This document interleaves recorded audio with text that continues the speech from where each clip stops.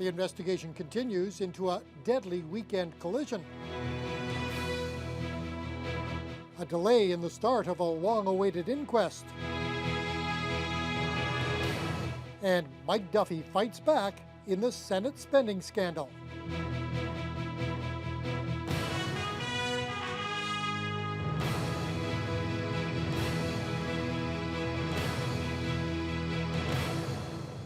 Good evening and thank you for joining us. The Ontario Provincial Police are still trying to identify 4 of the 5 males who died in a horrific multi-vehicle collision on the weekend. The crash happened around 10:45 Saturday night, about 25 kilometers west of Uppsala.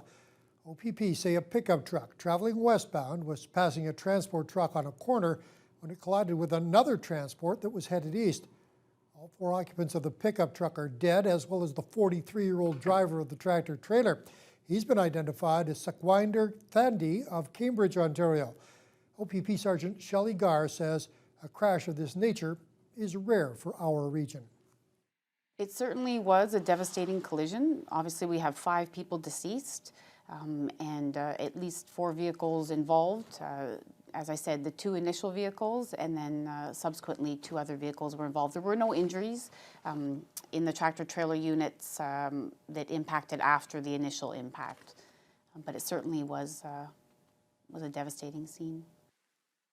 Highway 17 was closed for nearly 12 hours following the collision. The incident remains under investigation. The president of Lakeland University is responding to a disturbing letter to the editor. A 22-year-old woman says she was raped by a fellow student and then had to continue sitting in the same classrooms as him. The letter was published in the city's daily newspaper on Saturday. The woman, whose name was withheld, says she did not press criminal charges because she did not want to go through a lengthy trial with her attacker. When she asked LU officials for help switching to different classes, she claimed she was rejected on numerous occasions. LU President Brian Stevenson declined our request for an interview on the subject today, but he issued a written response stating he will appoint a task force to review the issues raised in the woman's letter. It will include faculty, staff and students, and members of the community. Stevenson says he takes the well-being and safety of students, staff, and faculty very seriously, and adds LU is committed to providing a safe environment for learning and life. There's been yet another delay, albeit a short one, in the coroner's inquest into the death of Bruce Munius. 27-year-old Neskantaga man died in police custody at the Thunder Bay Regional Hospital back in 2006. Presiding coroner, Dr. David Evans, has agreed to allow the inquest to be webcast so that residents in Neskantaga can follow the case. But that's going to take a few days to set up. The jury was to begin hearing evidence this morning. It's yet another in a series of delays. The inquest was postponed back in 2011 at the request of the Munius family. Christina Bigcanoe, the legal counsel for the father of the deceased, Stanley Munius, had this to say on her client's behalf. He's happy that the webcasting is going to occur so that the inquest is actually public and available, particularly to the members of Niskandiga First Nation, where there is extended family. He is somewhat disappointed in the delay because it is an issue that's been raised some time ago. So it was his hope that the inquest was actually going to proceed today. He's now been waiting a number of years, almost 7 years, for this inquest so that he can sort of put Bruce to rest. The evidence will show that the significant parts of the incident took place in that First Nation reserve and ended in this community here in Thunder Bay. And so it's a unique set of circumstances where you have cross-territorial evidence from one district to another, but it's important for the community in Niskandiga as well to know what took place when Bruce Munius died in December of 2006. Another potential delay was averted this morning as none of the lawyers formally challenged the jury rule. That means the 5-member jury is considered legal and fit to make recommendations based on evidence presented to help prevent similar deaths in the future. A 17-year-old youth is facing attempted murder charges following a shooting incident Friday night on the Wanamin Lake First Nation.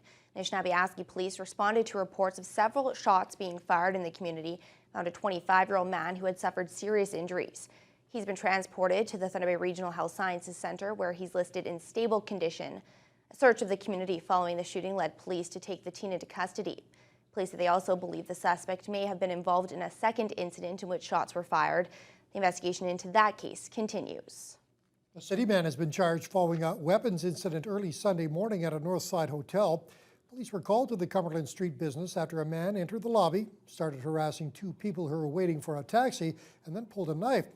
One of the victims, a 17-year-old, fought back, punching the man with the knife several times and subduing him until police arrived. The accused needed treatment in hospital before being taken off to jail. A 32-year-old man is charged with assault with a weapon. Elsewhere, police have released an update on the victim in a Fullerton court stabbing incident this weekend. They say the injuries the 29-year-old suffered are not life-threatening. A 29-year-old woman remains in custody in connection with that incident. With the mercury dropping and the snow starting to fly, cold and flu season has officially begun. Today, the Thunder Bay District Health Unit is hosting its first flu shot clinic of the year at the Italian Cultural Center. It's ongoing at this hour, wrapping up at 7 o'clock this evening. Ryan Benazzo tells us more. The lineup literally stretches out the door. Hundreds of people all waiting to get their annual flu shot. Janet DeMille is an associate medical officer with the district health unit.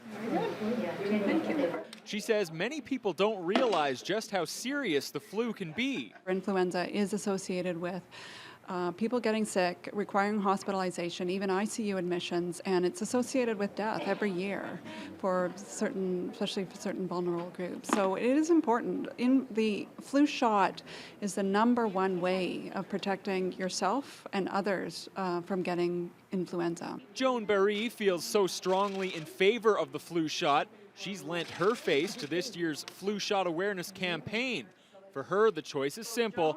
She says as a senior, she can't afford to gamble with her health. Well, I fall into the high-risk group because I'm over 65, and so it's very important that I get the flu shot, and the reason I do it is I don't want to get sick. I'm a healthcare provider, and I do work with staff who work with vulnerable adults, and I would hate to think that I would, and I go into different long-term care facilities, and I don't want to be able to I don't want to spread the flu. Of course, there are those who aren't convinced. Some say they never get the flu and they never get the shot. There are even some who feel the flu shot does more harm than good.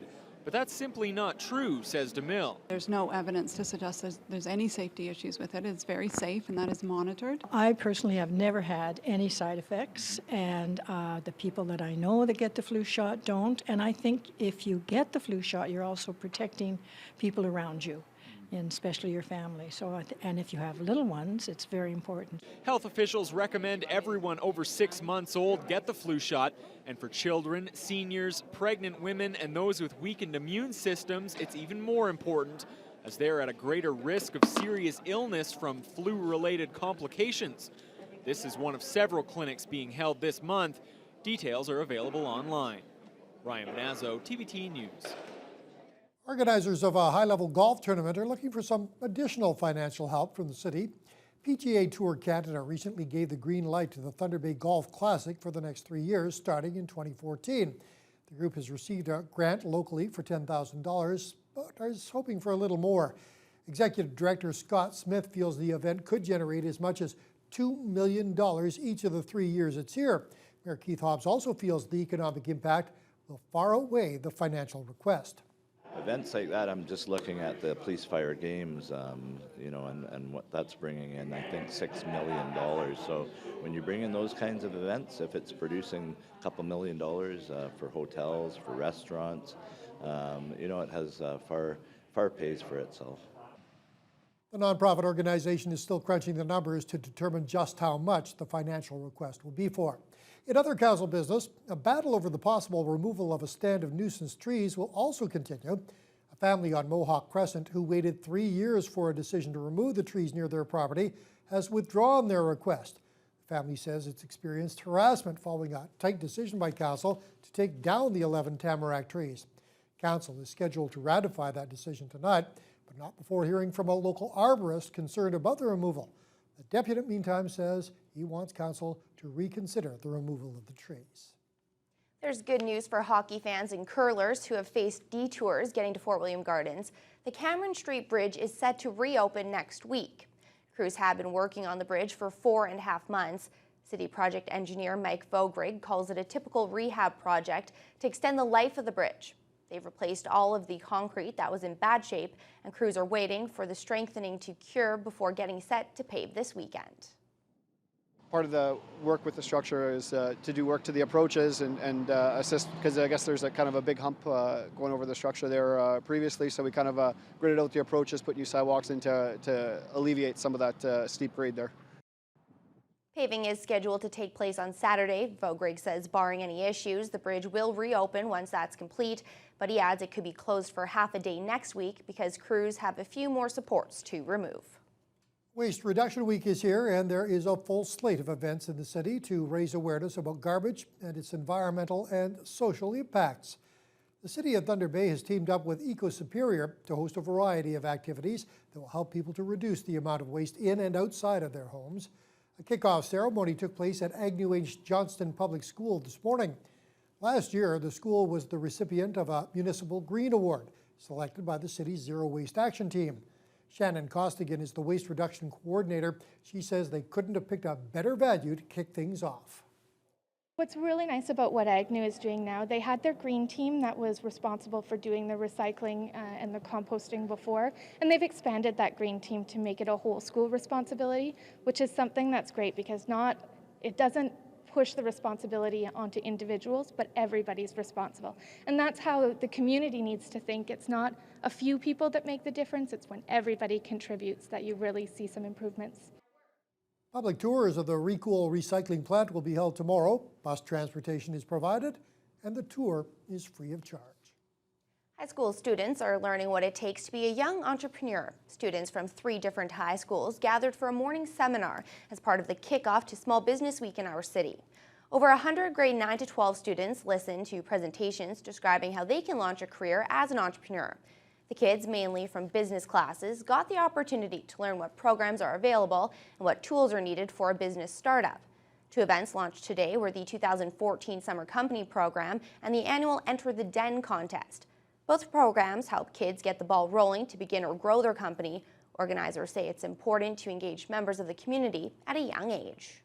The youth are entrepreneurs of tomorrow. These are the people who are going to be running our city in the future. They're the ones who are going to be owning our restaurants, where we shop, where we go and play. If we get the youth young and we teach them these skills, then they're able to start their businesses now. We're there to help people start and grow businesses. We see a strategy to keep young people in our community, so we're seeing from the provincial government as well more programs that are available to help people, especially young people, learn about business and start businesses so they can stay in their communities. Some of the other events planned for Small Business Week include presentations about business branding, mapping your company's future, and a franchise workshop on Saturday. Meanwhile, a well-known Canadian business mentor is in town today, speaking to investment and business professionals in our community. Kevin O'Leary spent the afternoon talking about the investment environment over the next few years. The co-star of Dragon's Den and the Lang & O'Leary Report was brought to the city by investment advisors with TD Waterhouse Superior Private Wealth. The group's been trying to get O'Leary to the city for a while now because they feel his insight can offer a great deal to the community. There has been a lot of doom and gloom in our region with the decline of the forest industry, but overall investors are trying to keep a positive attitude. O'Leary helped to reinforce that message today and says that interest rates have been going down now for 2 decades. But now, for the first time ever in May, we saw rates go up. And that did some damage to holdings in bonds and some stocks as well. And so I think what's about to happen over the next couple of years is the long journey of rates going down is about to reverse, and we're going to have the long journey on rates going up. And in some ways, that's good news for investors. But now's not the time to own those. So we're talking about what else you can own during a period when rates start to rise. And when is the time to buy government bonds again? With Kevin here, we're looking at the big picture.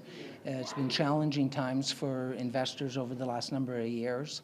And Kevin's a successful, smart person, and he'll have some great ideas about the direction people should go in the future. Every advertiser. Frank Zanata says people are always looking to protect their capital, and that's the mantra of O'Leary: you can only spend what you make. 3 Thunder Bay residents received a prestigious honor in Toronto this past weekend. Dr. Mark Thibert and lawyers Chris Watkins and Sandy Zaitsev were given honorary knighthoods in the Order of St. George. Thibert was given the military-related order for his service as military doctor in Afghanistan. Watkins was honored for his work on disability rights, and Zaitsev was recognized for providing post-secondary bursaries and awards. Well, Halloween is just around the corner, and it seems like there are more and more ways to celebrate it all month long. Blues Farms and Fort William Historical Park are two places that have been offering Halloween fun every weekend in October. Mike Albanese has the story. If you love October for the color of the leaves and the return of the pumpkin, then Blues Farms is the place for you. Jody Blues, co-owner of Blues Farms, set up a pumpkin-filled paradise where you could spend the fall day visiting their attractions or learn about the locally grown foods they produce.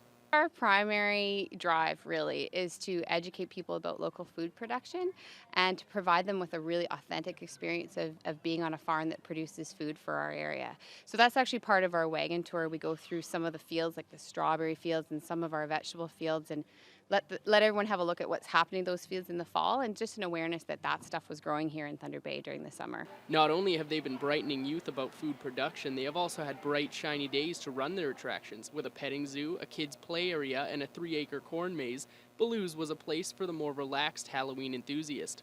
We have been really lucky with good weather this October, so weather is crucial, and it's been sunny almost every day, and so we have had lots of families coming out to the farm to enjoy themselves, so it's been great. For those who feel October is more about Halloween, treats, and scaring people, Old Fort William is your place to be. As Marty Mascarin put it, they're trying to teach kids what Halloween is all about.